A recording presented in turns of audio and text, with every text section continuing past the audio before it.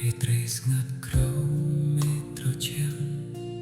មកអង្គុយមិនអានជាមួយកាយឧស្សាហ៍សំឡេងភ្លេងចាស់លេងឡើងវិញ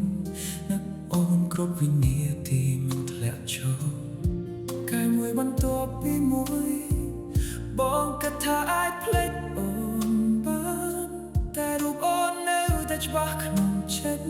មិនដែលបាត់បង់ទៅណាគេថាស្រវឹងអាចភ្លេចទុកតែបងផឹកប៉ុន្មានកែវក៏មិនអស់ឈឺបេះដូងដែលបាក់បែកនេះនៅតែហៅឈ្មោះអូនរាល់យប់បងផឹកមិនស្រវឹងគឺចិត្តបងនៅស្រវឹងអូនស្រាមិនអាចលៀងបំបត្តិអារម្មណ៍ដែលបងស្រឡាញ់អូនបានឡើយបងផឹកមិនស្រវឹងទឹកភ្នែកជំនួសស្រាហូរចេញ